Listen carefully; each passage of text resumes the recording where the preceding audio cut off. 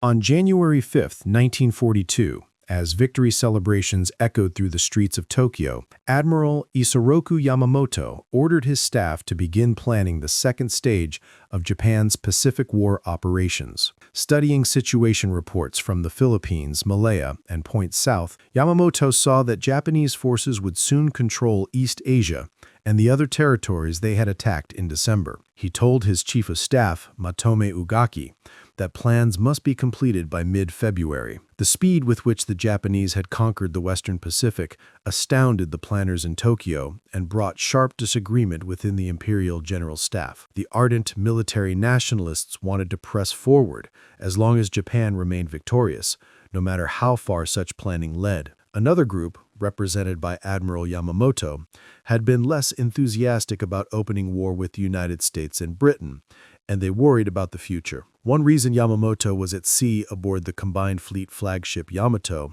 was that friends on the Imperial General Staff worried that if he remained in Tokyo, he might be assassinated because of his public opposition to unlimited war. Even now, his opinions were no secret from those around him. His chief of staff, Admiral Ugaki, wrote in his diary about the need for far-sighted statesmanship following this first month of glorious victories. These were words that Yamamoto often used in warning that Japan could not wage war on the Western powers and hope to win in the long run. Yamamoto's open criticism of the politicians was aimed at Prince Konoye and others who did not seem to know what sort of war Japan should wage in the Pacific. 3 months before Pearl Harbor, Yamamoto had met with a friend, Ryoichi Sasakawa, president of the ultranationalist Kokusui-do organization at the Imperial Navy Club in Shiba. Warning his friend that war was inevitable because of decisions taken by the politicians, Yamamoto said that at first they would have everything their own way, stretching out like an octopus spreading its tentacles.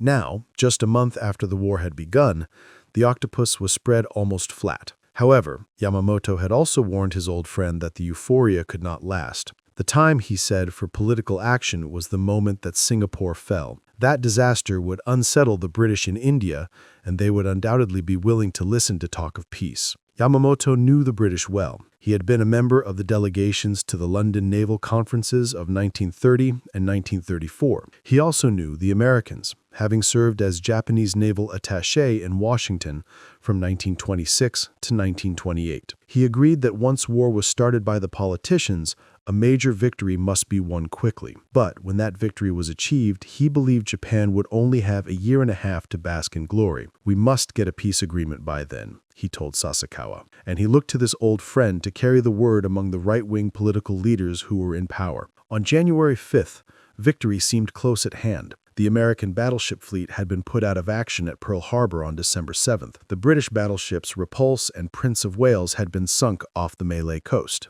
In the Philippines, Manila and the United States naval base at Cavite had been captured. The British had surrendered at Hong Kong, and Japanese forces were on their way to new landings in the Dutch East Indies, at Rabaul on New Ireland, Ombon, and in the Solomon Islands. The attack at Pearl Harbor, however, had not accomplished all that Yamamoto had hoped for. The destruction of the major elements of the United States fleet, particularly the aircraft carriers which had been at sea, remained unharmed and represented a constant threat. What was needed was a spectacular achievement, and Yamamoto did not expect the fall of Singapore for 5 or 6 months.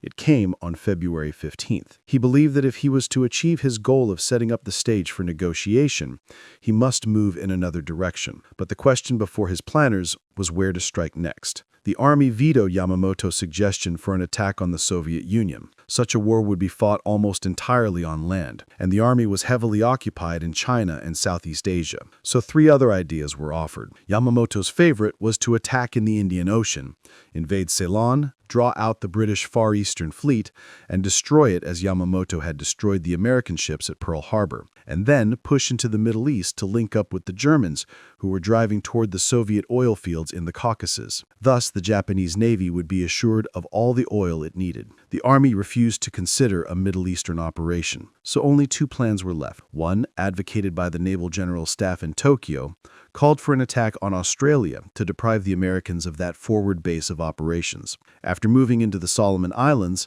the Navy would take New Guinea, New Caledonia, Fiji, and Samoa. Advocates of this plan at Imperial General Headquarters were already setting up occupation systems for Australia and New Zealand. But Yamamoto did not like the Australia plan because he thought it would take too long and still would not be spectacular enough to halt the Americans. Yamamoto also knew the Pearl Harbor attack had aroused the spirit of vengeance in a people the Japanese had been learning to detest as soft and incompetent. Too soft, the army said, to fight a war to the finish. It was apparent that even the capture of Singapore would not stop the Americans. Part 3. The Midway Plan. Yamamoto wanted a victory that would make it possible for Japan to extend a generous olive branch. In January, Yamamoto ordered another plan drawn, and 2 months later sent officers to Tokyo with the document designated the MI Plan, which envisaged a battle off Midway Island where the American carrier force would be destroyed. He also sent to Tokyo the AL Plan, which detailed the invasion of the North American continent via Alaska. If all went well, Hawaii would be occupied and later perhaps the West Coast. At least victories at Midway and in the Aleutians would give the politicians a base for negotiating the sort of peace that Yamamoto hoped to achieve. In Tokyo, the admirals quarreled around the conference table in the Navy Ministry. But in the end, Yamamoto had his way. Forgotten was the potential significance of the fall of Singapore in February and the impending collapse of Bataan and Corregidor, either of which might have served Yamamoto's purpose. The reason they were no longer important lay in the April raid of Lieutenant Colonel Jimmy Doolittle's B-25 bomber squadron on Tokyo. The Doolittle raid had shocked the Japanese into a realization that the Americans were only beginning to fight. In June, after the Midway operation flamed into disaster for Japan, there was no time for recrimination. Indeed, the army did not even know the full extent of the defeat.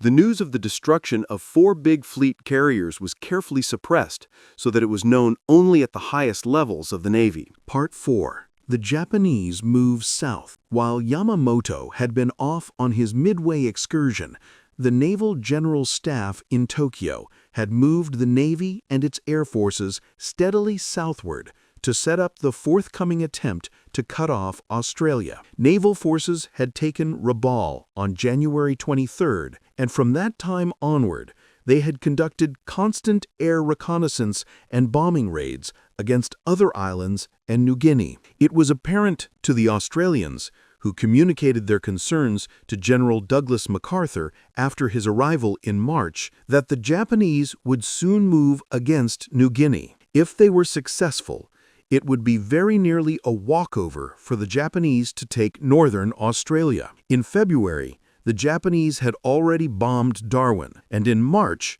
when they invaded Salamaua, New Guinea, the pace stepped up. In May, just before the Midway battle, the Japanese sent an occupation force toward Port Moresby, but it was turned back by the fierce defense of the Americans and Australians in the carrier battle of the Coral Sea. The Japanese did occupy Tulagi, north of Guadalcanal, and built a seaplane base there. The Battle of the Coral Sea convinced planners in Washington and Australia that they had to prepare for a Japanese move in the south. MacArthur told the Australian government it must be ready for an attack before a Japanese thrust that was generally expected to be made against India. He cabled General Marshall for 2 carriers and 1,000 planes. But in Washington, that May, Admiral Ernest J. King, Chief of Naval Operations, informed General Marshall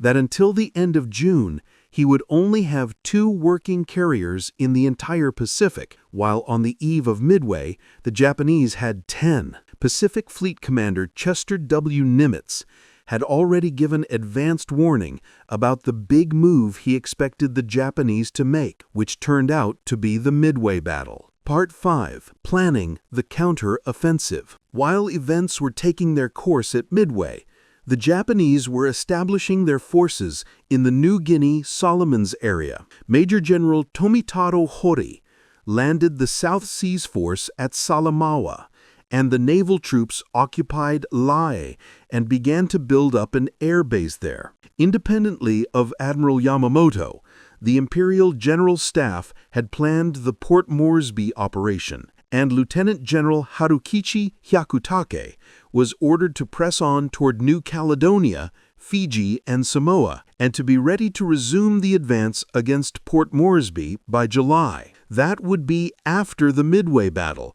when Admiral Yamamoto could be expected to have returned with his combined fleet. That big carrier force was expected to protect this new move, in spite of the defeat at Midway, which was reported as a victory to the forces in the field. Imperial General Headquarters did not alter its plans. A few days after Midway, the Australians informed General MacArthur that the Japanese were ready to move. In view of the Midway victory, MacArthur suggested that the Allies make a preemptive attack on the New Britain-New Ireland area and then an assault on Rabaul, the main Japanese naval and air base in the area. With 2 carriers and 1,000 planes and an amphibious division, MacArthur would force the Japanese back to Truk. On June 12th, General Marshall offered the MacArthur plan to Admiral King with some modification. He wanted 3 carriers instead of 2, and 1 Marine division and 3 Army divisions to make the assaults. Admiral King opposed the idea because it would put MacArthur in command of the fighting. King's other reasons were supplementary. The carriers would be subject to land-based attack, and they would not have enough protection. As it turned out, the Navy had to cope with both of these tactical problems in Guadalcanal. King devised his own plan, a drive from the New Hebrides by forces under Navy command. MacArthur objected to having his Army forces serve under the Navy, but nobody could deny the necessity of stopping the Japanese before they took New Guinea and were poised to attack Australia. The problem for the Joint Chiefs of Staff was who was going to command the operation. They gave Phase 1 the primary task of taking the Santa Cruz Islands, Tulagi, and adjacent positions to Admiral King. Guadalcanal was just a spot on the map with no known tactical or strategic value. It didn't even merit a name in this JCS plan. MacArthur was thrown a sop. After Phase 1, he was to take over and mop up the Japanese in the rest of the Solomons, Rabaul, and New Guinea. Part 6. Admiral King's Strategy. Admiral King was given his way because the Joint Chiefs of Staff recognized that King had already planned a defense line down the Pacific to protect Australia, and his plan would need relatively less force than MacArthur's. Thousands of troops were training in New Caledonia, and King had wheedled General Arnold into sending several squadrons of United States Army Air Force planes there. He had reinforced Samoa and Tafate in the New Hebrides, and he planned to put a base in Tonga. Rear Admiral Richmond Kelly Turner, King's chief plans officer, suggested that the first effort must be to hold the line in the South Pacific while training the amphibious forces. The second stage would be a combined offensive by the United States, Australia, and New Zealand through the Solomon Islands to the Bismarck Archipelago and the Admiralty Islands. The third stage would involve seizure of the Caroline and Marshall Islands, and the fourth stage would take the Allies either to the Dutch East Indies or to the Philippines. Admiral King approved this plan. It was just what he himself envisioned, and he made arrangements to bring Vice Admiral Robert L. Gormley, who was serving as a naval observer in London, to head the South Pacific Command. King detached Rear Admiral Turner from the Plans Division and told him to get ready to take over as commander of the amphibious operation. All this was done even before the Japanese assault on Port Moresby and Tulagi. Vice Admiral Gormley left Washington on May 1st. He would take command of the South Pacific Force on June 19th, but first he had to go to Pearl Harbor to report to Admiral Nimitz, who would be his direct superior.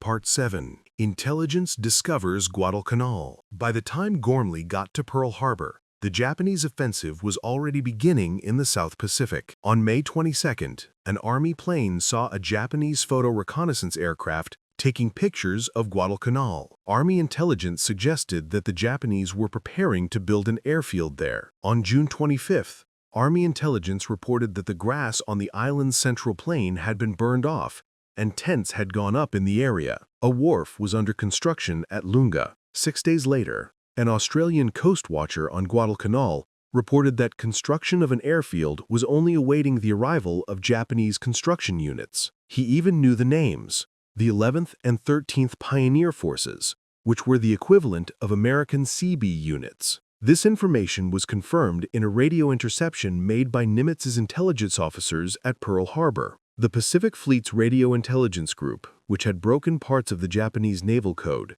picked up a message saying that the 11th and 13th Pioneer Forces would arrive at their destination on July 4th. Fleet intelligence put 2 and 2 together. Admiral Turner happened to be visiting Pearl Harbor that day on his way to prepare for the amphibious landing somewhere in the South Pacific. When Admiral Nimitz received the radio intelligence report, Admiral Turner knew where he was going. It could be no place but the Solomons. Within 2 weeks, Turner was in Wellington, where he boarded his flagship, the USS Macaulay, the former Graceline passenger ship, Santa Barbara. His task was to train a whole amphibious task force in 1 month. As Turner began to move ships and men around, Admiral Gormley was on his way to Melbourne to confer with General MacArthur. Gormley left New Zealand with his head full of gloomy thoughts about the foolishness of trying to stage an amphibious operation when no one knew how to do it. MacArthur, who had his own reasons for disliking the plan, agreed with him entirely. They also agreed that with the planes at hand, they could not guarantee the landing sufficient air coverage.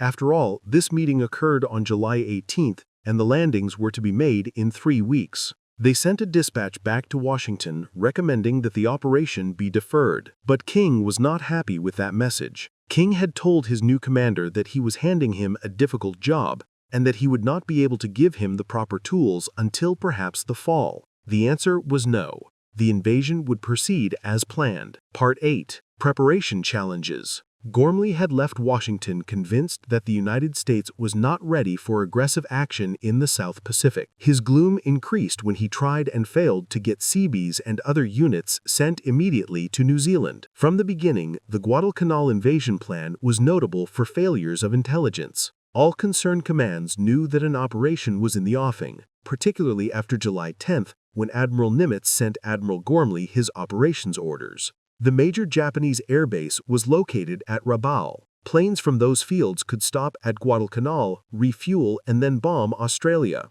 There was no doubt that they could strike a deadly blow at the Allied buildup. But on July 10th, the Allied intelligence services report reaching King contained only a casual comment about airfield construction at Guadalcanal. A few days later, a report located the field on the wrong side of the island. By the end of July, the Japanese had completed the airfield. Back at Combined Fleet Headquarters in Japan, Admiral Yamamoto gave orders that the first stage mission would leave Rabaul on August 14th. As commander of the overall United States operation, Admiral Gormley tried desperately to get more help, to build advanced bases, to bring in more planes. But everywhere he turned, he learned the truth of Admiral King's assertion that he would not be able to provide Gormley with proper tools. The supplies of the invasion forces, for example, were loaded hodgepodge aboard the transports at Oakland. There were plenty of docks so that the ships could have been unloaded and reloaded with supplies in the order of their intended use. Instead, the ships were sent to Noumea, which had no such facilities.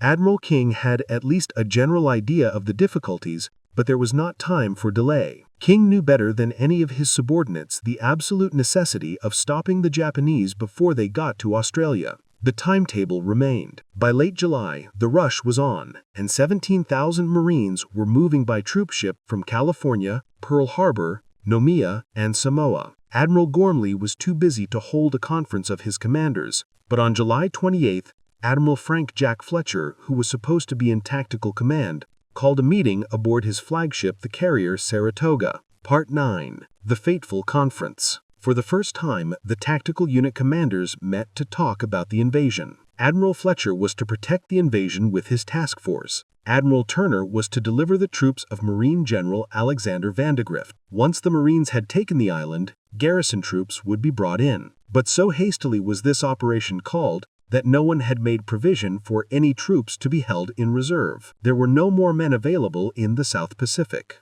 The meeting on the Saratoga was not a happy one. Fletcher began by announcing that he would protect the landings at Guadalcanal for only 2 days. He insisted, and Gormley's staff members at the meeting concurred, that the carriers must not be risked. Fletcher was gun-shy. He said that the whole operation was cockeyed, hasty, and doomed. Admiral Turner, who had a better idea of the global military picture than any other man in the cabin that day, chided his superior. There was no point in that sort of argument, he said. The decision had been made to risk all. It was their job to carry out orders. Fletcher ought to have known all that. After Coral Sea, Admiral King had been so displeased with Fletcher's constant avoidance of action that he had insisted Admiral Nimitz ascertain the condition of Fletcher's fighting spirit. Nimitz was a kindly man, and he liked Fletcher. He had given the carrier commander a pep talk, and then, when the Battle of Midway was won, Fletcher, who was in command there, could hardly be faulted. But on the eve of the first American offensive operation, to warn the troops and the men of the support ships that he was going to desert them in 48 hours, was a most inauspicious beginning. The rehearsal for the Guadalcanal invasion was staged on July 28 and lasted 3 days. The scene was Coro Island near Fiji. Only a third of the assigned troops managed to get ashore, and when they did, they didn't know what to do. General Vandegrift regarded the mock-up as a complete bust. But there was no time even to second guess. On July 31st, the Marines were back aboard the transports heading for Guadalcanal. On the afternoon of August 6th, as the task force of 75 ships neared the Solomons, Admiral Fletcher nervously broke away with his carriers. He would have his planes over the landing force as promised, but the 26 ships of the carrier group were being taken as far from harm's way as possible. Part 10. Japanese Unpreparedness. If American intelligence was so faulty as to permit the Japanese buildup of the airfield at Guadalcanal, Japanese intelligence was faultier. As the United States invasion fleet massed in the South Pacific, the Japanese had no inkling of a forthcoming attack. In July 1942, the Japanese army was preoccupied with trying to capture New Guinea as a staging point for its operations against Australia and New Zealand. Major General Tomitaro Hori's South Seas Force landed 2,000 troops near Buna. After capturing Buna, the Japanese planned to construct airfields there as a prelude to a new attack on Port Moresby. In July, Japanese air power was concentrated against Port Moresby. Bombers and fighters swept over the piers and airfields nearly every day. After the Japanese landings, the Japanese air forces were also called on to support the beachhead. In the early days of August, their attention was fixed on the new drive. The combined Australian and American Air Force responded with raids on the Japanese air bases at Lae. During these preparations, Admiral Yamamoto's flagship, Yamato, was anchored at Hashirama in Japanese waters. In a leisurely fashion, he was preparing for the forthcoming air operations over Australia, and he would see then what action was to be taken next. In preparation, on August 3rd, the naval air groups stationed at Lae were brought back to Rabaul to be ready for the Guadalcanal operations that would begin the following week. During the first week of August, the South Pacific skies were cloudy, and only a handful of Japanese search planes took to the skies. None of them found the American armada that was steaming toward Guadalcanal. The Japanese airmen flying out of Rabaul were surprised to encounter American carrier aircraft in the skies around Buna. They had been told that the United States carriers were destroyed at Midway. The pilots assumed that the carriers were operating with Australian forces that had marched across the Owen Stanley Mountains. Actually, they were training for the Guadalcanal invasion. No one in the Imperial High Command or in the field suspected a forthcoming invasion. After their 8 months of continuous victories, it was hard for the Japanese to believe that the Allies could launch a seaborne invasion. Had the idea been suggested, they would have agreed with General MacArthur and Admiral Gormley that such an invasion had almost no chance of success. So, as the American Expeditionary Force moved toward Guadalcanal, it enjoyed the element of surprise. Part 12. The Landing. Before dawn, the Marines on the decks of the transports could see the high mountains of the island that was their objective. The transports slipped through the narrow neck that runs between Guadalcanal and Savo Islands into Sealark Channel. As dawn rose, the guns of the escorting warships fired, and flashes of light illuminated the fleet. There was virtually no answering fire. The bombardment from the cruisers and destroyers accompanying the troop ships started fires along the shore. An oil dump exploded, sending flames leaping into the sky. At 8 o'clock, after 2 hours of bombing and shelling of the island, the landing craft began to move toward the north shore east of Lunga Point. The Marines were nervous. Neither they nor their officers had any practical experience in such a landing, for this was the first American amphibious invasion since the Spanish-American War. At 9 o'clock, troops were landing on Guadalcanal. They met no resistance because the Japanese had fled into the hills. The going was ridiculously easy. The Marines soon saw how completely they had surprised the enemy. They came across wooden barracks that had never been slept in. They found a tent with a breakfast table full of platters and bowls of meat, rice, and cooked plums. There were half-filled rice bowls scattered around, chopsticks hastily dropped on the table or on the straw mats of the floor. The tents themselves told why the Japanese had left so rapidly. They were torn by shrapnel, and some were knocked flat by the shelling of the naval vessels before the landing. Part 13. The Battle for Tulagi. But any Marine who felt like celebrating over the ease with which they had taken their early objectives had some shocks coming. It was true that the Japanese had been surprised on Guadalcanal, and they had not dug in yet, nor created permanent fortifications, because most of the men were construction troops, not fighting men. But over on Tulagi, Lieutenant Colonel Merritt Edson's 1st Marine Raider Battalion and the 5th Battalion of the 2nd Marines had encountered stout resistance. About 250 Japanese were located on this island. The Japanese were troops of the Yokohama Air Base Detachment under Captain Shigetoshi Miyazaki. They were experienced and dedicated fighters. Edson's 1st Raiders were the toughest American troops in the Pacific. They were all volunteers, chosen from the ranks of a force known for its fighting qualities. The Raider concept had come from Lieutenant Colonel Evans Carlson's recommendation for creation of a commando force, and Carlson's experience had included a service tour of several months with the Chinese Communist 8th Route Army in its guerrilla struggles against the Japanese in North China. Edson's raiders had trained for many months under Spartan conditions, and when they came to Guadalcanal, they already had a powerful reputation. As it turned out, they would need every trick they had learned and would learn some new ones. This invasion was the first contact between highly trained American troops and seasoned Japanese veterans since the war had begun in December. The Japanese had a reputation even more fearsome than that of the Raider battalions, gained through the phenomenally rapid march of their forces through the Philippines, Malaya, and the East Indies. For months, Tokyo had crowed over its victories, and half the world had come to believe the Japanese were invincible, a reputation the Imperial High Command was pleased to encourage. Tulagi, then, was in a sense the first testing ground. Edson's troops landed at 8:15 in the morning on the northwestern part of the island. At the beginning, the going did not seem much harder than it was on Guadalcanal. They encountered some resistance from a few outposts. The northwest part of Tulagi was covered with thick jungle, small trees, vines, and bougainvillea with its beautiful leaves and sharp thorns. At first, the terrain seemed to be the worst obstacle. Edson lost only one man, and that one to a sniper as the Marines hit the beach. Edson planned to move inland to a ridge that ran the length of the island and then work along the top of that ridge, clearing the slopes as they moved south. But the terrain was so difficult that it took 3 hours for the men to chop their way along a mile and a half of rising ground. Having reached the ridgeline, the Marines moved ahead, came out of the jungle, and ran straight into the central Japanese defenses built on the hillside. The Japanese had constructed dugouts and rock embrasures and had placed their machine guns carefully to create interlocking fields of fire. The Japanese defense was based on keeping the enemy below them. But the Marines found that by crawling up the cliffs, they could drop charges of dynamite and grenades into the dugouts, and that was the method they had to use to advance. Once a dugout was blown, it still was not safe. In one hole, the Americans killed 17 Japanese with dynamite charges.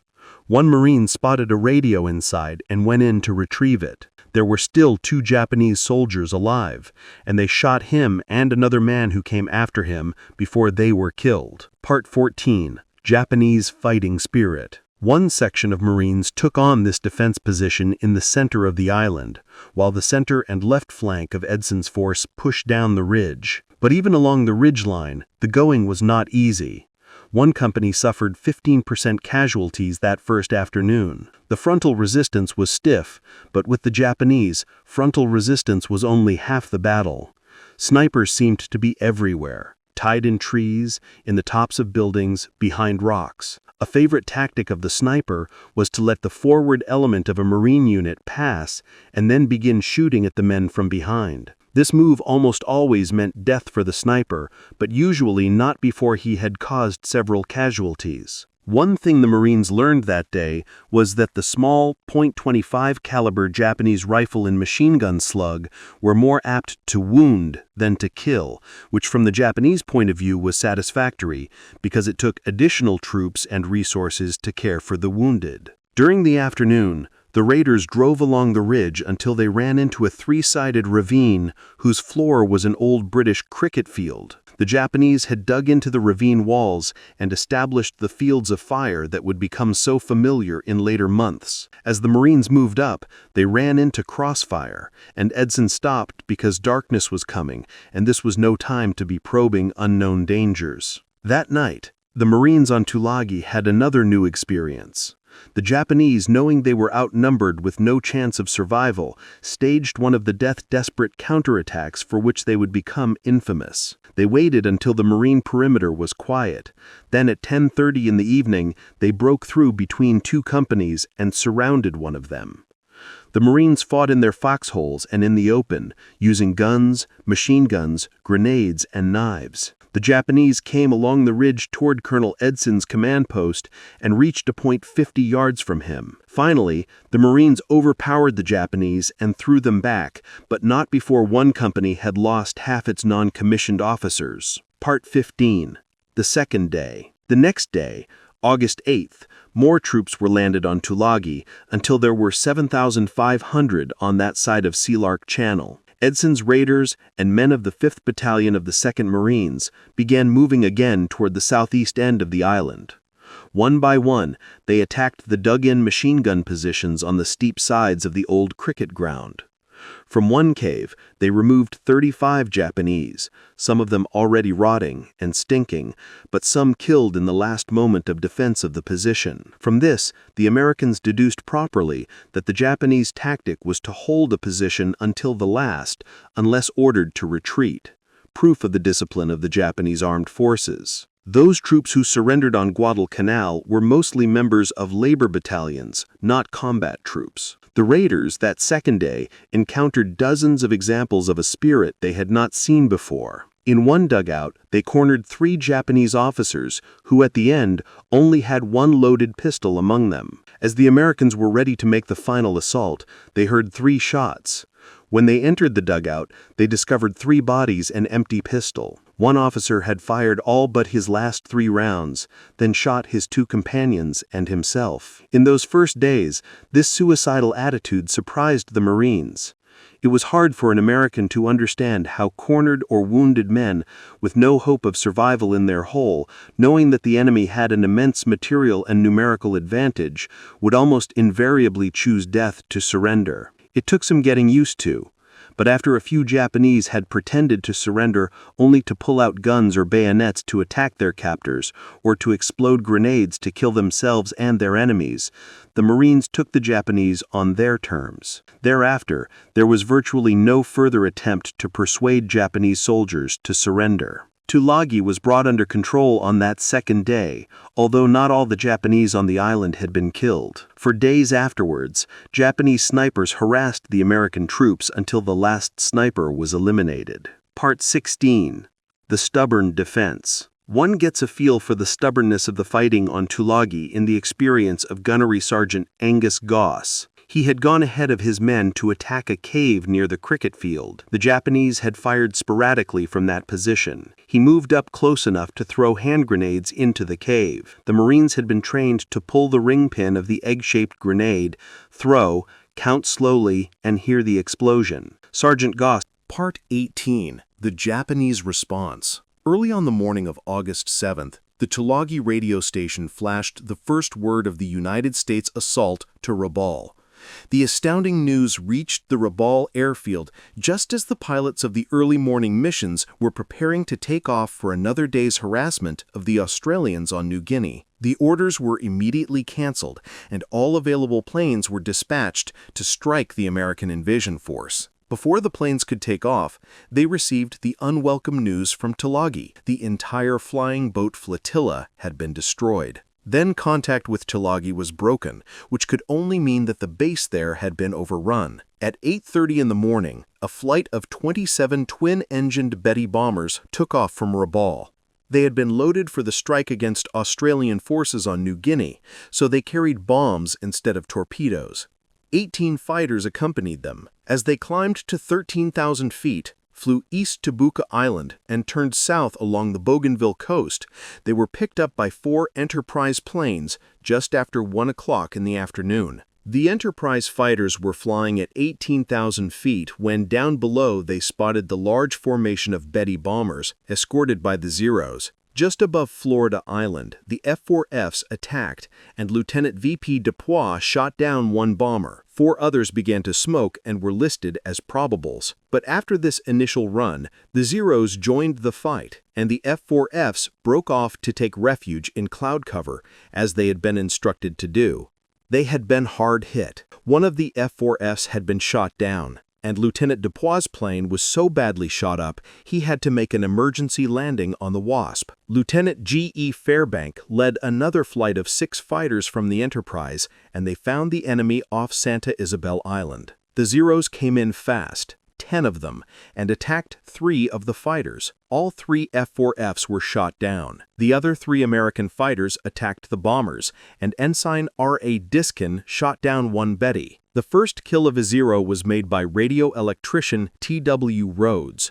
But the Zeros came after them in force, and the F-4Fs ducked into clouds to hide. There were 10 Zeros after them in 2 formations, and they came in observing the Japanese rule, never let your wingman out of sight. They attacked the F-4Fs from the starboard quarter, and Lieutenant Fairbank and enlisted pilot W.S. Stevenson, Jr. and pilot machinist W.H. Warden were shot down. One of the coast watchers picked up Fairbank from the water off Santa Isabel Island. A Guadalcanal coast watchers sent a canoe to rescue Warden off that same island, but Stevenson was not found. Part 20. Air combat continues. Aboard the other carriers, the story was much the same. The bombers were much easier targets. 6 fighters of Flight 323 ran into enemy bombers off Lunga Point and shot down 4 of them. Machinist D.E. Runyon destroyed 2 single-handedly. Just after 2:30 in the afternoon, when the Japanese Betty bombers and Zero fighters began their run over the island, coast watchers were on the alert. Paul Edward Mason, a copra planter in peacetime, was stationed on Malabita Hill on Bougainville overlooking Buin. At 9 in the morning, he sent a message that 24 Japanese bombers were heading toward Guadalcanal. They were still 400 miles or 2¼ hours away from the target when that message was broadcast back from Pearl Harbor to the fleet. That message reached the invasion fleet in plenty of time for preparations. The reaction of HMS Canberra, one of the Australian cruisers, was typical. When the word came, the boatswain's mate piped the message: "The ship will be attacked at noon by 24 torpedo bombers. All hands will pipe to dinner at 11. And the torpedo bombers came in right on schedule. The United States fighters climbed above them to 20,000 feet as the bombers reached the north shore of Guadalcanal and looked down on the invasion fleet. At noon, the American carrier fighters and the guns of the ships were ready for them. For the first time in the South Pacific, the Japanese were feeling the results of counterattack. The American fighter planes were quite effective against the twin-engine bombers. Of the 24 Bettys that finally arrived over Guadalcanal, all but 1 was shot down. The only damage sustained in that first attack was to the destroyer Mugford. which was hit by a bomb. Against the Zero fighters, however, it was a different story. Pilot Officer Saburo Sakai, Japan's leading ace, was among those 18 chosen for their skill to make this first long-range mission over the target. The Japanese force was jumped by F-4F Wildcats from the carriers, and they went in straight for the bombers, ignoring the Zeros. The Zeros protected the bombers as well as they could, but then turned to the American fighters. Sakai was puzzled by the American tactics.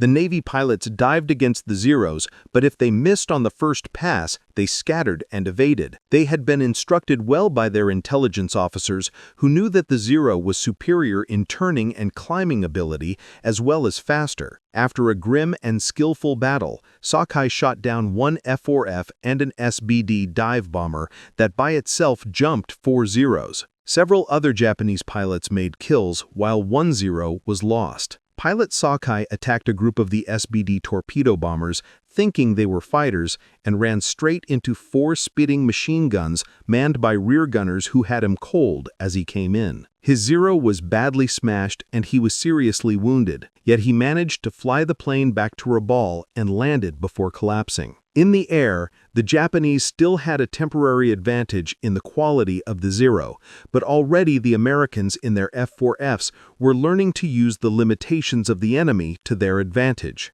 The matter of control of the air was obviously going to be hotly contested. At this particular moment, the Americans had the advantage of proximity with the carriers close offshore, but the Japanese had the advantage of numbers at Rabaul. The American effort was seriously hampered by the superiority of the Japanese Zeros over the American fighters. The carrier pilots were flying the F-4F Wildcat, which was not as fast or maneuverable as the Zero, and the Japanese could fly rings around them. The one advantage of the F-4F was its sturdy construction and armor protection.